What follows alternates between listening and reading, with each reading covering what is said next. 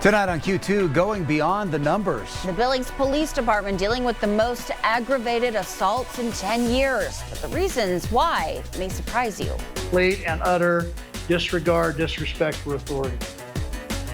People don't listen, they don't follow lawful orders, and when we try to make an arrest, they fight. Plus a close call. Take a look at this video. A Montana Department of Transportation employee nearly struck as a sliding vehicle barrels off the road. We'll have the details. And dealing with a doctor shortage.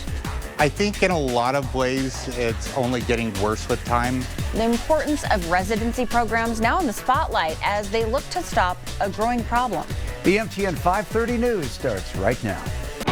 From Montana's news leader, this is the MTN 530 News. Well, good evening, and thanks for joining us on this Tuesday. I'm Russ Riesinger. And I'm Andrea Lutz. Tonight, the Billings Police Department sheds light on new crime statistics showing the highest number of aggravated assaults in at least a decade. 825 may seem like an alarming number, and as our Charlie Kleps explains, there's more to those numbers than meets the eye, with the department believing it deals with a lack of respect for those in charge.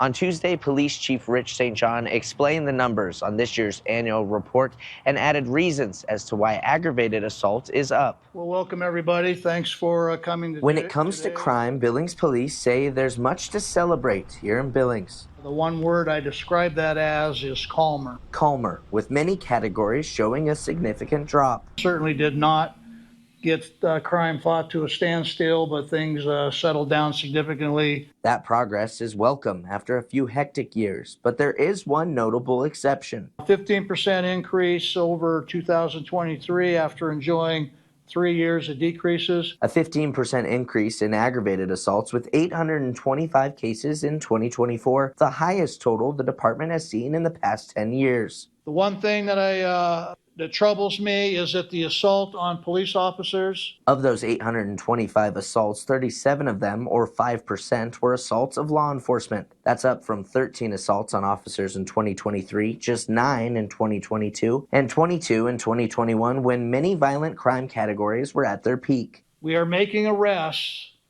People are obstructing, they're resisting, and they're assaulting our officers. And that's not acceptable.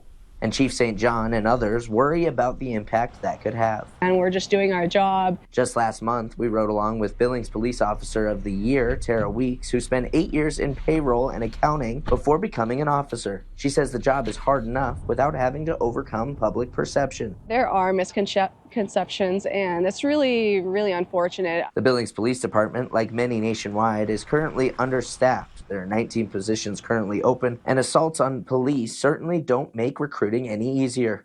People don't listen, they don't follow lawful orders, and when we try to make an arrest, they fight. But St. John also says most know it's part of the job. Anybody who comes into the profession knows that it can be dangerous at times. A blemish on an otherwise promising report card as Billings police work to keep crime on the decline. Our mission doesn't change. In Billings, Charlie Kleps, MTN News. Today, a cruel reminder of the importance of slowing down and moving over. Last week, a Montana Department of Transportation officer came across a car in the ditch near Pompey's Pillar. Well, that's when he tried to stop and help, and it led to this terrifying scene. After exiting the vehicle, you can see it here. There goes that car. He is walking towards the incident, and that barrels into the picture, sliding across the road, narrowly missing the officer. Well, no one was injured except for that highway sign and a little bit of the vehicle. However, the Montana Department of Transportation says it shows the dangers of being around crash scenes and how conditions can change quickly. President Trump's trade war with most of the world is escalating tonight while stocks continue to tumble.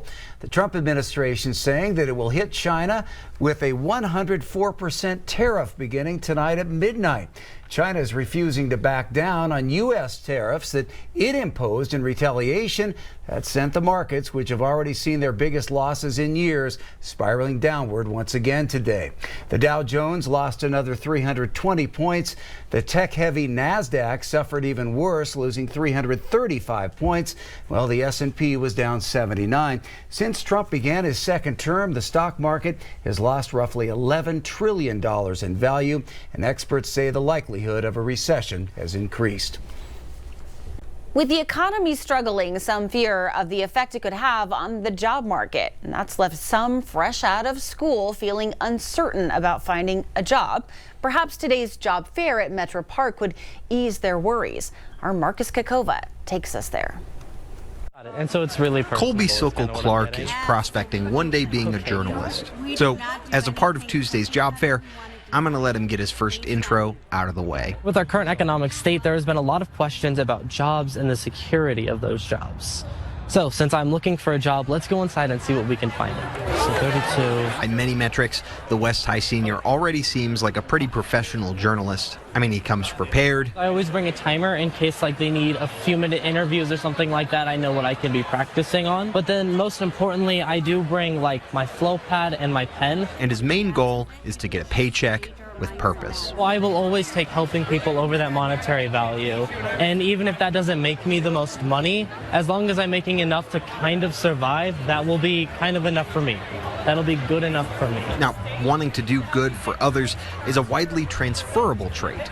Just ask Shay Reiser with the Montana Legal Services Association. We have a vast array of services from like family law and crime victims to housing to elder law and tribal law. I get to be that calm for them in that moment. But by current CBS News estimates, there's a 45% chance of a recession in the next 12 months, alongside layoffs being up by 250% due to Doge cuts. Pretty bad market to start in for a first-time employee. I am very nervous that like I'll spend this money for college and that even though I'll have all of these scholarships, I will pay this amount of money and it might never actually turn out into something great. Places where Colby has interests say they're already uncertain about the future. My program, specifically the YHTP program, is a HUD-funded program. So we're kind of like waiting to see, will that continue to be funded? Colby says, however, he'll stay the course, even if that means putting his first plan on pause. Even if our economy does crash and it ends with me having to drop out of college, I know that there will sometime be a way for me to help out and do my part to help people. Marcus Kakova, MTN News.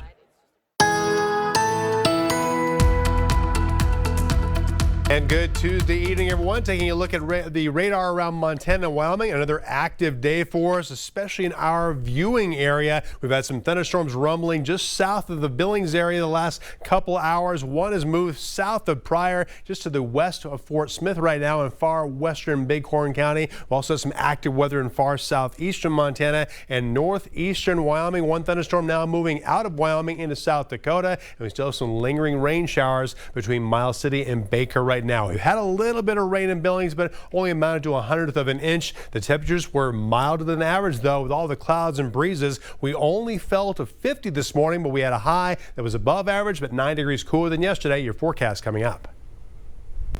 Well, the nation is dealing with a doctor shortage, with the Association of American Medical Colleges saying we could be down 86,000 physicians by 2036.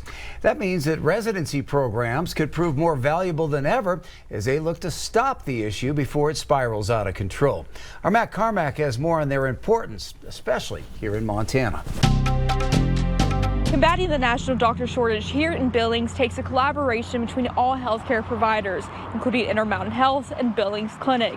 But that process starts with the residencies. I think Billings does a really good job of selling itself, and once people are here, they're much more likely to stay. Montana is far from the only state combating a doctor shortage, but here in Billings, we orient them because they're new to the profession. A potential solution is already in the works. Being a resident it's actually a really exciting time because you learn a lot. Like that first year of residency is a very steep learning curve. Both of our city's hospitals, Billings Clinic and Intermountain Health, are trying to create more residency opportunities, especially in the specialties where they're needed most. Psychiatry in general, but child and adolescent psychiatrists is very hard to recruit. Billings Clinic now has 3 psychiatric residents who they hope will stay, with the hospital already feeling the impact of a major shortage. It is very hard to maintain services outside of here, of the hospital, to do follow-up appointments. Also, we definitely have longer wait lists. And over at St. Vincent Regional Hospital, a similar approach. But here, there's a focus on surgeons. There's a growing shortage of general surgeons in the country. They're talking about thousands and thousands shortage of surgeons in the next 10 years. And the biggest area that's going to be affected by that is rural communities. St. V's is collaborating with St. Joseph Hospital in Denver to add more surgical residents to Billings, knowing the problem won't improve overnight. I think in a lot of ways it's only getting worse with time. You were finding a harder time filling positions. We're finding a harder time recruiting. But there is hope on the horizon, thanks to that focus on increasing residencies coupled with the opening of the state's first medical school on the city's west end. A multi-pronged solution to a complex problem, one that will take time to solve. Please bear with us as we try to figure out what's the best thing for you, and know we're absolutely trying to do the very best we can. In Billings, Matt Carmack, MTN News.